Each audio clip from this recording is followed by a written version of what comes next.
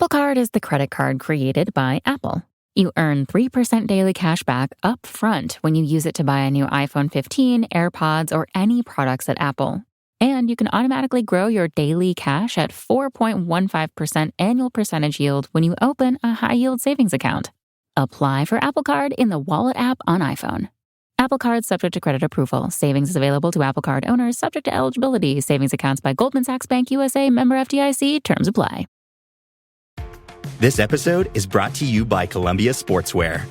It's snowing again, and that wind chill is killer. But you're not worried about that because you shop the Omni Heat Infinity Collection. It's warmth perfected with tiny gold dots that reflect your body heat inside and protect you from the cold outside. No snow or chilly temps can stop you now. Go out anyway. Shop the Omni Heat Infinity Collection now at Columbia.com/infinity. Serie Chronicles is a Media Chronicles production.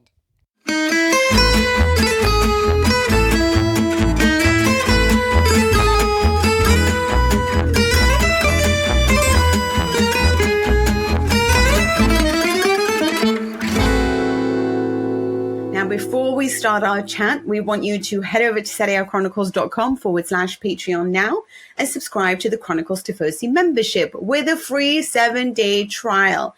Get priority access to every episode and voice note before the rest of the world. Plus, no ads and bonus Patreon-only exclusive episodes and video episodes. Also, be sure to join the new chat community in the Patreon app and chat with fellow subscribers. We've finally done it, ragazzi. The champions of Europe are going to defend their title at Euro 2024. I can't say it was a pleasure watching it, and I'm going to open with that question actually for Mina Rizzuki, who's here with me, Nikki Bandini, as ever, for Serie Chronicles. Mina, you were just telling me off air that your neighbour very kindly started drilling at 1 a.m. So I was curious to know whether that was a more or less pleasant experience than watching Italy and their 0-0 draw with Ukraine. It was a better experience. Waking up to a drilling at 1 a.m. was better than those last 3 minutes in which I aged 10 years. I honestly think so here's a question for you guys, because I wonder how many men actually listen to us in comparison to how many women do. Yeah. But there is a fund that women need to start at the age of maybe 45 or perhaps even younger, to contribute to the way that they'll look like in the future, whether they need Botox and stuff. That fund has really needed to be seriously injected with a lot going forward. Because in my head, I'm like, I probably just look a little bit older than I did yesterday because of those last 3 minutes. Oh, Nikki, it's been a horrendous week. I mean, I was sick, obviously, which is why I missed that wonderful podcast that you had last week with Patrick Kendrick. Obviously, nothing more beautiful than his whole defense of Allegri. But more than that, it was That's why you enjoyed it so much. I mean, it was a great podcast. I love listening to it. And I was like, oh, that's nice. She enjoyed it even though she wasn't on it. Now I know why. It's just because he said nice things about Max Allegri. Okay. It really was, by the way. There you go. There I was thinking I did a good job. But you were also pretty sweet. You didn't push back, And I really liked your points about Pioli. You were sweet about him too. So I was like, yeah, just screaming at it, We were on time constraints. Patrick had time constraints. So I knew I couldn't, push back too hard or we wouldn't get on anywhere. So.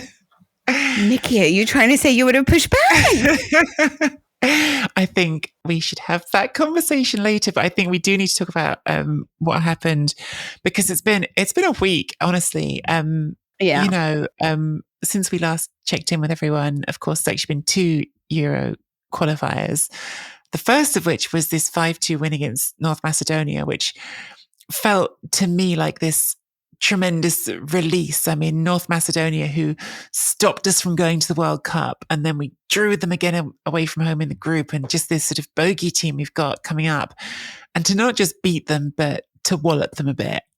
I know the second half got a bit more sort of hairy after they got back to 3-2, but it really felt like for a lot of that game, Italy were playing with a sort of, I was going to say almost dismissive swagger that I think they should play with against a team like North Macedonia. And I'm sorry that that's going to sound super disrespectful to a team that's stopped Italy from winning twice. But when Federico Chiesa scores that second goal and he just swaggers off, you're like, yes, it's Italy. You're supposed to be beating teams and acting like this and behaving like we're a good team that can do this, whether we're European champions. And so it felt like there was some of that came back. But then for 90 minutes in Leverkusen against Ukraine, it was just back to, oh no, this is how qualifying campaigns end. Because Mina, 2 World Cup cycles ago, 2 games against Sweden, can't score a sodding goal.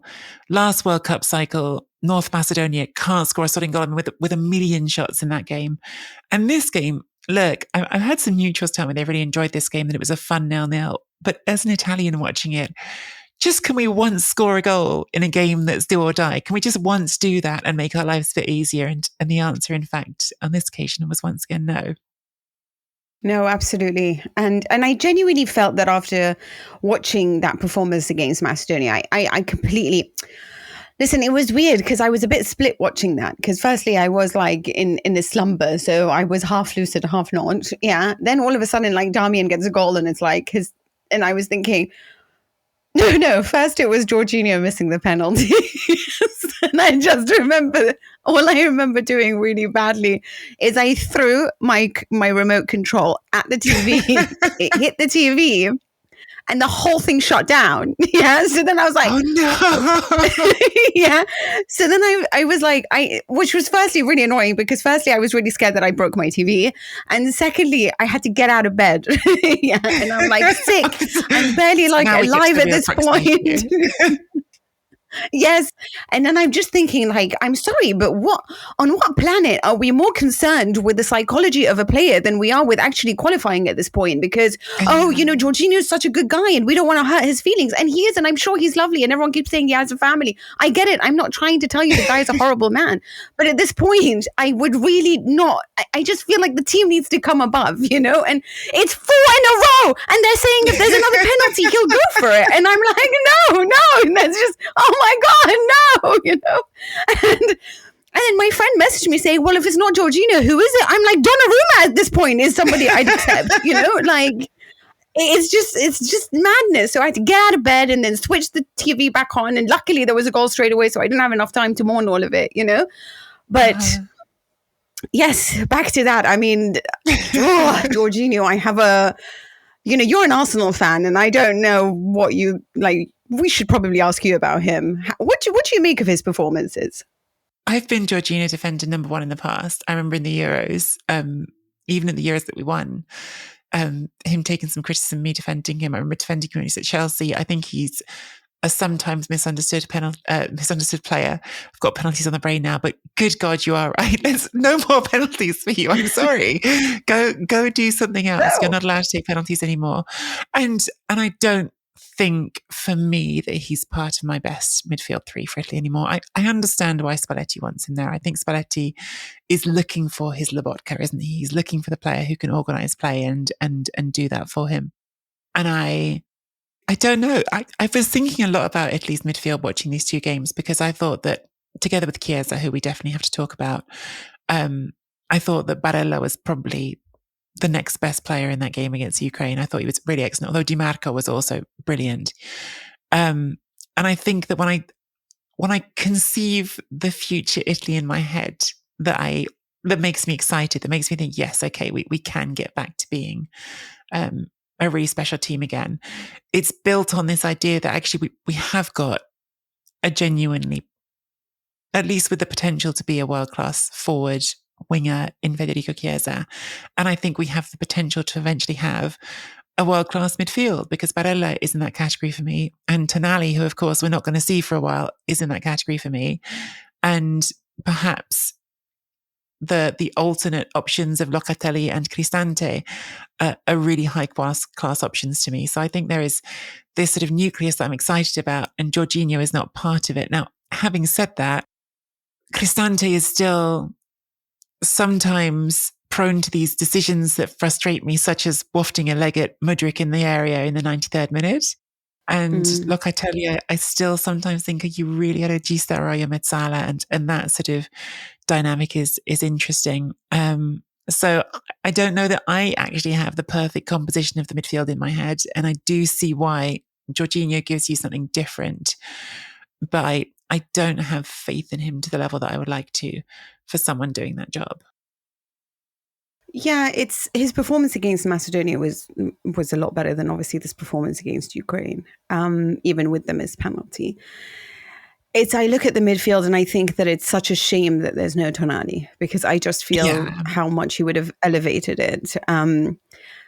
What about Fratesi? Because yesterday, I mean, Fratesi is a player that's really, like, ever since he's gone to Inter, I feel like he's even taken a step further. Like he's the guy. Like he's been excellent to watch for Italy. Yesterday he had that brilliant chance. Like one game for Inter. Like he's almost always been off the bench for them in Serie A. And yet, even when he's at Inter and they're like about to introduce him, you know, into their games, I'm always like, oh, Fratesi is coming on. Like it's going to be something special. Like he has that power to make you think that it's going to be something special, you know? You know what was really annoying? Sorry, just going back to Jorginho, with the people who were defending why he wasn't scoring these goals.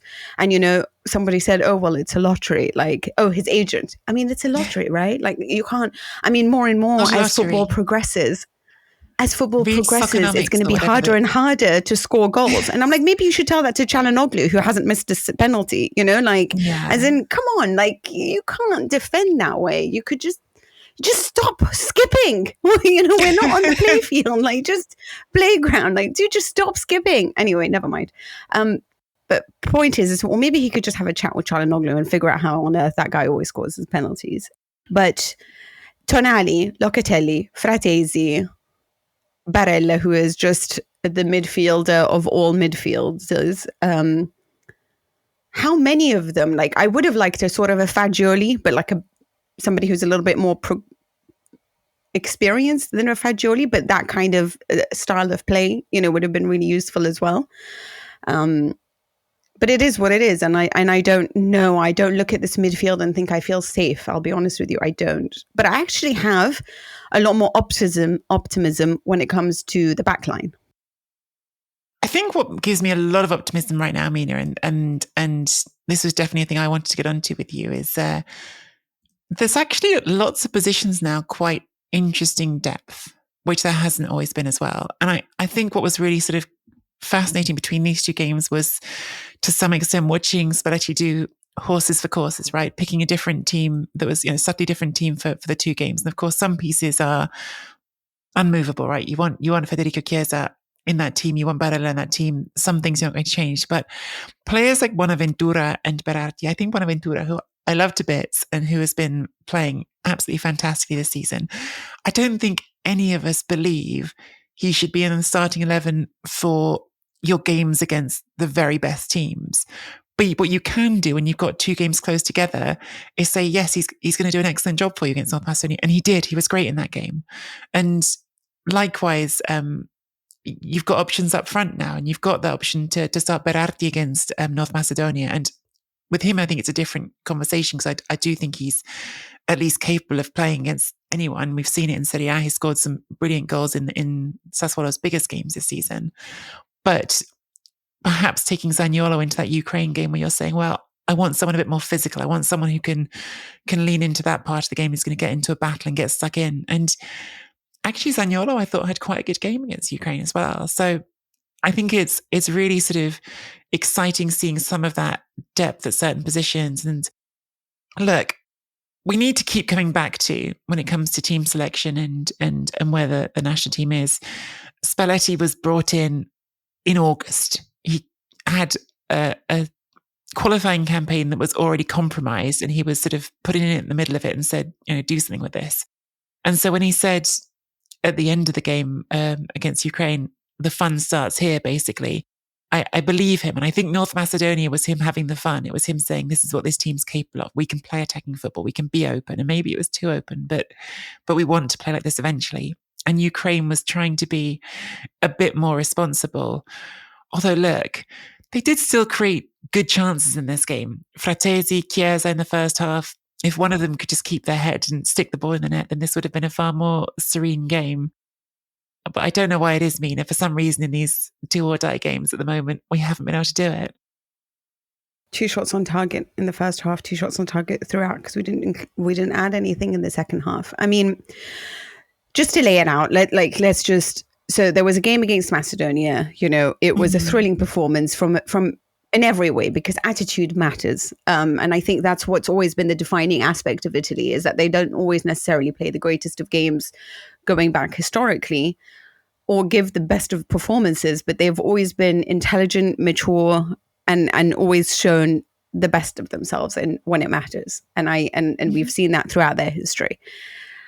The thing that has always brought us back is that we've always been a team where our average age is 28 and plus. And I think that has added to the fact that we play these games with a level of maturity or cunning behavior or whatever it is that other stereotypes have been added to it. But I've always liked it in the sense that I feel safe. I feel safe that if we are 2-0 up, that we can probably win that game. I don't necessarily have that feeling. I don't blame that on Spalletti, because I think there are just so many mitigating circumstances right now. We don't have a full team. People keep going in and out, whether it's, Tonali and Fagioli out or whatever it is. But I don't like watching teams where there is a possibility that North Macedonia can get 2 goals. That is one thing, where we don't have control of the midfield like we showed yesterday against Ukraine in the beginning, where it just seemed to be so much chaos.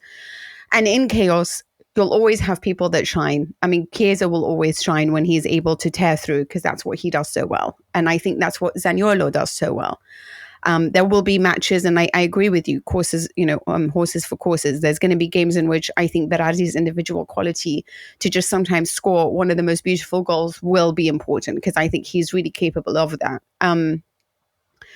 But essentially, I worry of our inability to really see games out, our inability to rise above the pressure.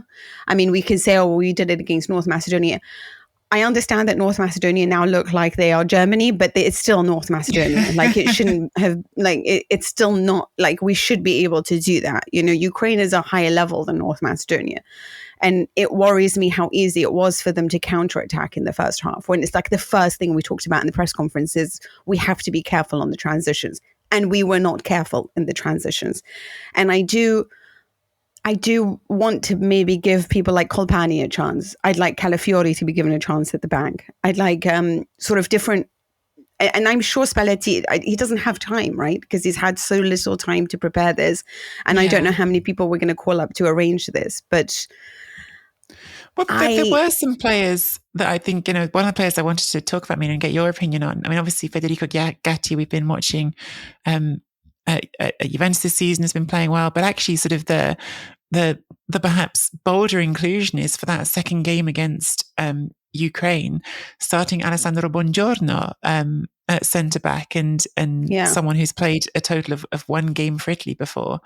And he picked up a booking really early, and I was thinking, oh God, this is a disaster. You've got a 24-year-old playing his second game for Italy who's got a booking already.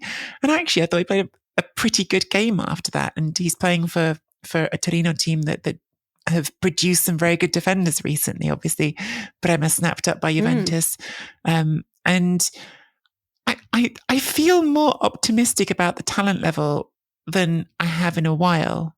Personally, I think, of course, it's not Chiellini and Bonucci. This was a conversation that was sort of, I was asked about this on the BBC World Service yesterday, and they were talking about how has it got to this point where Italy have failed to qualify for 2 of the last 3 major tournaments, and they might miss out on this one. And I was sort of talking about this sort of part of that is linked to individual stories, right? I think that even though there's a big picture of disappointing results, you still have to look at the Ventura era as the Ventura era, because you had a manager who was sort of historically unpopular, who had players openly questioning his decision in the middle of games, De Rossi refusing to come on, things like that. It's its own story to some extent. But without question, there's an overarching narrative, which is talent has been missing in lots of parts of the pitch. When you look at England, I'm only saying England because we both currently live in England, and you've got Jude Bellingham and you've got Phil Foden and you've got this sort of depth of young talent. Italy doesn't have that right now. So that's a gap that's been there.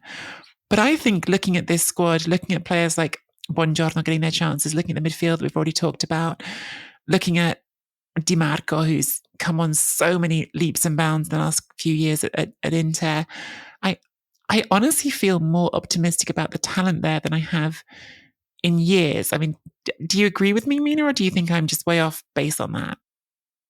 No, I think that it helps that Inter has become a force in Europe. I think it helps that Di Marco was fascinating to watch before, but going to Inter and then navigating his way through really tricky matches, and as a player who has got a very strong attitude, he's a very typical Italian player. He's probably one of the few that I can honestly say that he's a leader straight away, and I think that he's a throwback to, like, you know, the yesteryears of like De Rossi and that kind of player. But having the ability to, I mean, he used to make mistakes. People were not sure about Di Marco, right? There was lots of question marks about his defending. There was, you know, but playing Champions League finals, playing with this attitude at Inter right now, where they are just so undefeated, they feel strong, has elevated him. It's elevated Barella, it's elevated Bastoni, and I think that it is that level of competition. Whereas almost Juventus potentially are holding back Chiesa. I mean, I don't know. I honestly don't know. This is the other question, because there he is playing as a winger by far. I mean, Gazzetta called him by far the best player yesterday. Tuttosport was up in arms with how brilliant he was. He clearly is a very, very special winger. And yet, I don't know how much he has actually developed in this role. You know, so I don't know whether, you know, it would be important to sort of seeing him back with Juventus need to be back to navigate the very higher echelons of football, you know, taking on like semi-finals and that, because it helps with the performance of these players. And I think there's just not enough. Like, I think Buongiorno is excellent. It is Ukraine. How is he going to do if it's they're better attackers? But you just alluded to Bastoni, who would be there if he was fit, and that you know, that's also part of the picture of these games. There were some absences for these games as well. Yeah, but I do worry, and I think that defensively, I think there's a lot of names. Like, honestly, I think there are a lot of names. I'm telling you that I want Calafiori. He's playing for the Azzurrini, but I think that he is a really special player. I really, really like him. Like, I'd love him to join Juventus, in all honesty. But in general, like, there are a lot of defenders, so it makes me feel better because I only care about defense. But in terms of I would like sort of midfielders. I'm unsure about how the attack is going to go. Is it Scamacca? Is it Immobile? Who is, you know, is it Raspadori? There are so many question marks. How are we going to play? Are we trying? It's very front-footed that it makes me very nervous defensively. Mm-hmm. Here's the thing, like, we were 1-0 up against England. If this was Antonio Conte, would have buried down the hatches and just defended for the rest of the time and probably walked away with the win, right? But we were so attacking and we were testing it out. And if we had gotten that win in against England, that we wouldn't have needed to worry about this game, you know? So I keep thinking about that, and I don't know what the right strategy is for Italy. I do want us to be more attacking, but it makes me very nervous because of how open we are in midfield. It's not the defenders that I don't think are good enough. I just think the midfield is not capable enough of taking the team by the scruff of the neck. For me, the attack is the big thing. The attack is, and that's always like an interesting question. You know, like, you've just sort of put into my head. It's like, does it make any sense to play in such an attacking way if you haven't got the attackers to take the chances? Because actually, even as you were talking, I was just sort of checking quickly the numbers from that England-Italy game, and you know, Italy had way more shots than England in that game. But if you're not ruthless with your chances, then does it matter? And to answer your question from what I think the answer is so far, I think that Raspadori is the first option now at centre forward. I think that Spalletti's connection with him is going to make that the case. I think the fact that we've done so many rounds now with Immobile and Belotti means it's got to be the new faces. And to me, the point in that game against Ukraine when Italy looked least convincing was unfortunately after Scamacca came on. And I think he has a role, Scamacca. I think he's going to be your plan B because he's got the physicality, because he's got the size. But when we're talking about quality we see all over the pitch, and we're talking about things we're excited about in defence, in midfield, I struggle up front. I like Raspadori. I think he's a good footballer, but I don't think he's necessarily the player who I would want to be my first choice number 9. I just don't see a better option. And I think he fits the style of football that Spalletti wants to play. So I think he'll be the option.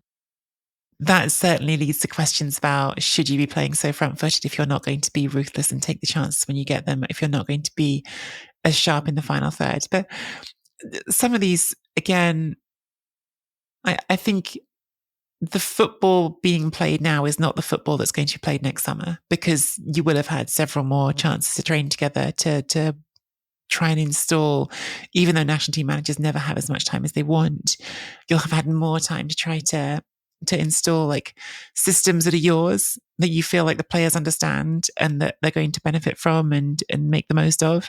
Whereas, without wanting to be a sort of broken clock on this one, this is a very, very limited window from August to November that Spalletti has had to make this team his own.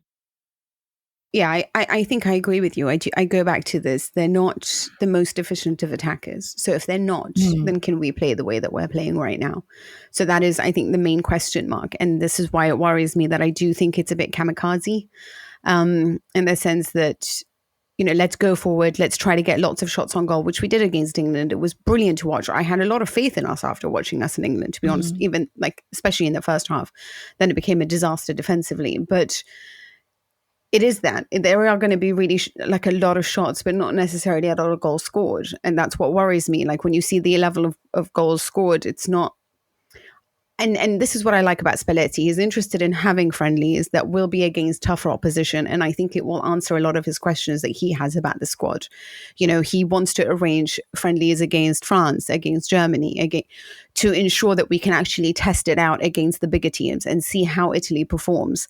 I don't think that this is an Italian side that has the mentality of rising above anything or calm enough to sort of suppress any pressure. You saw that because it was a lot of suffering at the end, and I'm glad that we managed to close it out. But I think we should talk about the penalty. We've been talking for 25 minutes and we haven't even talked about it. We're so fixated, actually. What did you think, Mina? Should they have even qualified at this point? For me, it's a clear penalty. It's absolutely a penalty. I mean, as we've established firmly from watching Jorginho, penalties can be missed. So them getting a penalty would not have guaranteed that they scored it. Sure. And actually sort of small subplot to the game and perhaps the story of everything else. I actually thought Donnarumma was, for 95% of this game, outstanding. Very good. He made a couple of very good saves. There was one moment when he got lost on a throw-in late in the game, which caused me absolute palpitations. But he recovered from it and made a great save at the back post to make up for it. I think with Donnarumma, that stuff still worries me. Like his uscite, like how he comes out. That's the part of his game that bothers me the most. But he had a good game when he needed to, and I think especially with all the Vicario chat, that's good to see. To finally talk about it, to me, it was a penalty. I think Cristante, again, I'm going to stick with these percentages. I think I like 95% of Cristante's game, but sometimes I think he makes fouls that he just doesn't need to. And I think that he left his foot out there when he didn't have to. I think Mudryk is looking for it. It's the 93rd minute of a game that Ukraine have to win. Of course, Mudryk is looking for that opportunity. I think he sees that opportunity and he takes it. But I still think that Cristante sweeps his leg. There's clearly no contact with the ball. And for me, that's a penalty. What I would say is that once the referee hasn't given the penalty, I do understand and perhaps think that this is something that is too often done wrong with VAR. We wanted VAR to give us clear and obvious errors. And the fact that there's a discussion around this penalty means that probably it's not clear and obvious. So I think it would have been fair for VAR to not intervene if it was given as a penalty, and fair for VAR to not intervene if it's not given as a penalty. And in this case, the referee on the pitch did not give it. But looking at it myself, I think it's a penalty. I mean, to me, it's a clear penalty. I'm going to be really honest. If this happened and it was Chiesa who fell, I would have lost my mind. So if it's Italy that didn't qualify based on that, I would have lost my mind. So maybe because I'm looking at it in their shoes, and I thought that the coach spoke so well in this. He says, I thought it was Rebrov spoke so well about it. And he said, I thought it was a penalty, but clearly VAR didn't. And he just left it at that, Mm-hmm. In fact, Ukraine's behavior throughout, it was wonderful, to be honest with you. I just thought it was such a nice game in the sense that there was a genuine respect between these two sides. And we hope that we can see Ukraine in the Euros and succeed in the playoffs, obviously. But Mudryk was very good. I mean, he caused a lot of problems. One thing that is, I agree with you, is that he does have that to his game. There's a lot of sort of falling around a lot. And as noted by a lot of the papers, it sort of ends up playing with the referee's mind, because now he just sees him as a diver, and that is, it conditions you to how you're then proceeding forward. I don't care. There's a lot of players who are divers, and I'll be honest with you, Mauro Camoranesi was brilliant at it. Del Piero was brilliant at it. As in, sometimes you fall, and I just remember Conte totally. Harry Kane's one of the worst divers out there, and he's also one of the best strikers in the world. Two things can be true. Two things can be true. It doesn't, and I'll be honest with you, I kind of want them to sometimes fall. Do you know what I mean? I don't mind this cutting edge, as in Thierry Henry is going to do what he's going to do to make sure France get qualified. And, and I don't necessarily love the way that some of it is done, but I'm just interested in getting my country across. So I understand the desire to do that for your country. So yeah, Cristante, yes, I'm sorry. It was careless. It was reckless. You can look at it. The one thing that I think, is that Mudryk falls too quickly. It's almost like he saw it coming, and it did come, but you anticipated it too quickly. And the fall was so exaggerated that it somewhat has changed the mind of the referee, who already thinks of you as being a specific way or a specific type of play. And that's probably the only thing. But facts are facts. And at the end of the day, there is contact. And whether or not people are yeah, but contact doesn't mean anything. It does mean something. So I think that either way, when you think about Ceferin coming out and saying stuff like, it would be a disaster if Italy don't qualify, we are the biggest conspiracy theorists in Europe, I mean, hands down, if someone had gone in and the president of UEFA had said it would be a disaster if Ukraine don't qualify, and then Chiesa gets fouled and that doesn't go through, you better believe that I'm going to be what's going on at the top of UEFA, is this because of Agnelli and your relationship? I would have gone everywhere with this, because I am a conspiracy theorist, and most of Italy is. And I do appreciate that a lot of people on TV had spoken about the fact that if it was us, we would have been really upset. But I can also understand, and I completely agree with you, why VAR didn't see it as necessarily having to interject, because it is a clear and obvious error. So that I understand. I actually think you made a really great point there, Mina, that perhaps didn't get talked about. And I said right at the beginning about some friends who are neutral saying it was a great game to watch, and I'm not for us.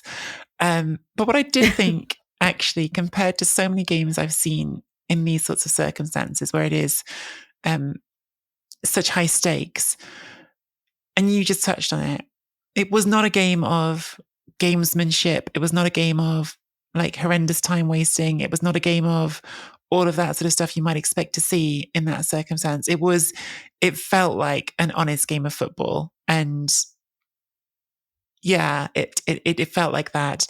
And I think sort of building on that, I think I also want to say also, of course, Italy should have qualified more easily than they did. Italy made life harder for themselves all sorts of ways through this qualifying campaign. But Ukraine are a good team and belong at the Euros as well, I think. And I think that to expect Italy to sort of go there and blow them away like they did North Macedonia at home is perhaps was always a bit fanciful. And I think Ukraine, well, I mean, they already drew with England in this group as well, but they're a team that they would not go to the Euros as favourites, but if they went to the Euros would be a tough game for most teams. Become a member at patreon.com/Serie A Chronicles for regular bonus episodes and content. Sports Social Podcast Network. Lucky Land Casino, asking people, what's the weirdest place you've gotten lucky? Lucky? In line at the deli, I guess? Aha, in my dentist's office. More than once, actually. Do I have to say? Yes, you do. In the car before my kids' PTA meeting. Really? Yes. Excuse me, what's the weirdest place you've gotten lucky? I never win and tell. Well, there you have it. You can get lucky anywhere, playing at LuckyLandSlots.com. Play for free right now. Are you feeling lucky? No purchase necessary. Void where prohibited by law. 18+. Terms and conditions apply. See website for details.